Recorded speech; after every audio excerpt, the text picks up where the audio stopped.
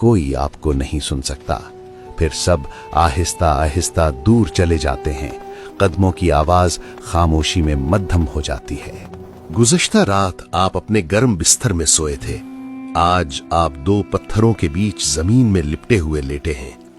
कब्र लरसती है, उसकी दीवारें टूटती हैं और मुनकर और नकीर जाहिर होते हैं। उनकी आंखें बिजली की तरह चमकती हैं, उनकी आवाजें तूफान की तरह गरजती हैं, उनके बाल जमीन को छूते हैं और वो आपके सामने देओ कामत नजर आते हैं।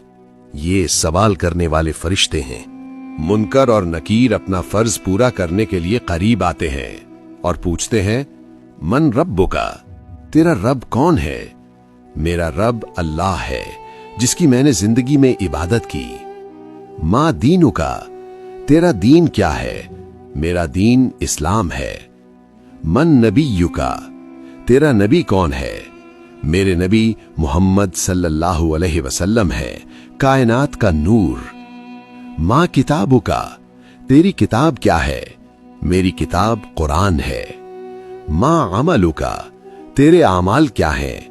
मेरी जवानी की नमाजें, बीमारी में मेरा शुक्र और सब्र, और मुश्किल में भी मेरा दिया हुआ सदका मेरे गवाह हैं। मोमिन इन तमाम सवालात के जवाबात जानता है।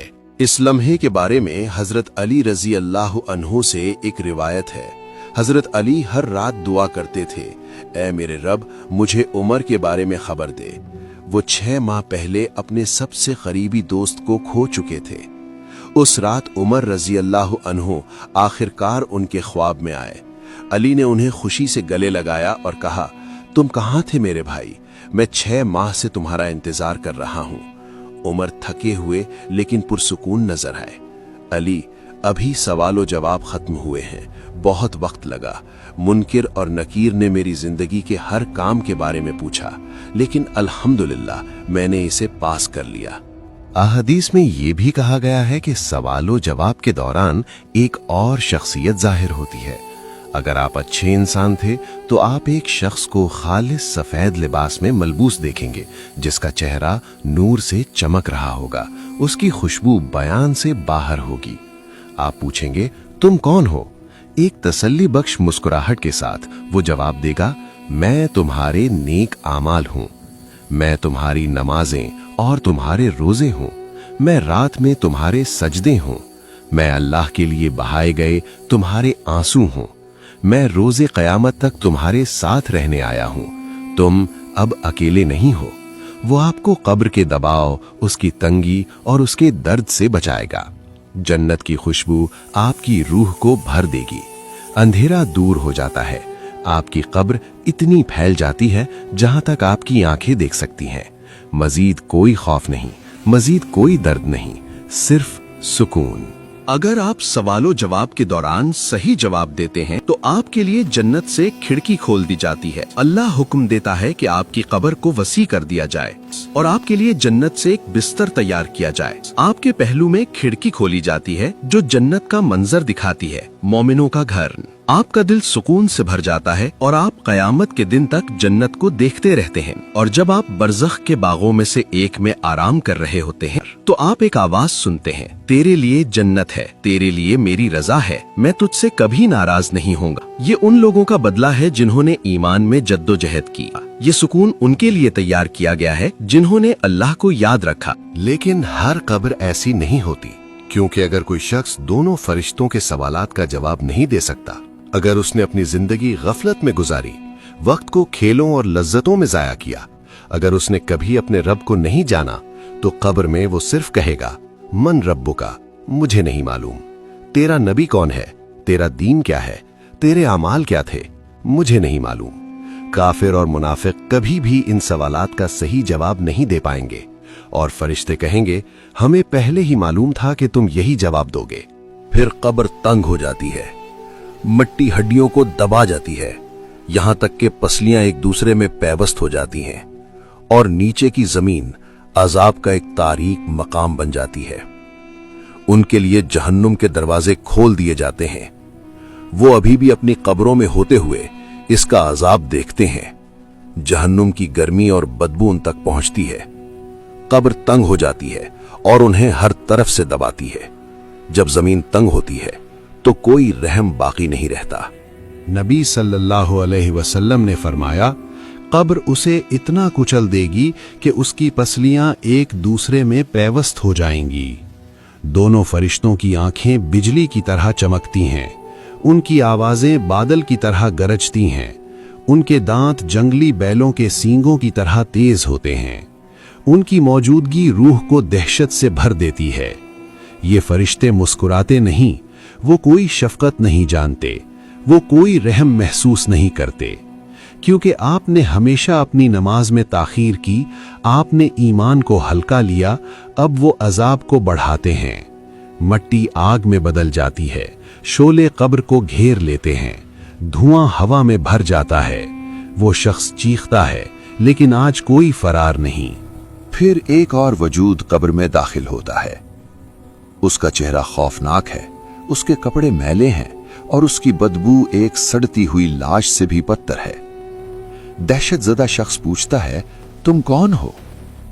और वो वजूद जवाब देता है, मैं तुम्हारे आमाल हूं, तुम्हारे गुनाह। मैं वो मवाक़े हूं जो तुमने जाया कर दिए और कभी तौबा नहीं की। मैं वो हूं जो तुमने किया है। और ये वजूद रोज़े क़यामत तक उनके साथ रहता है, उनके दर्द और पछतावे में इजाफा करता है। फिर एक और अजाब शुरू होता है। 99 सांप कब्र में भेजे जाते हैं, लेकिन ये दुनियावी सांपों जैसे नहीं होते। इनमें से हर एक अजाब के लिए पैदा किया गया था। उनका हर डंक रूह को उस गुनाह की याद दिलाता है जो उसने किया था। नबी सल्लल्लाहु अलैहि वसल्लम ने फरमाया, अगर इन सांपों में से सिर्फ एक के दांत भी जमीन को छू जाएं, तो कयामत के दिन तक उस पर कुछ भी नहीं उगेगा। ये सांप कयामत तक अपना अजाब जारी रखेंगे, और जब वो दिन आएगा तो अजाब खत्म नहीं होगा, बल्कि ये सिर्फ शुरू होगा।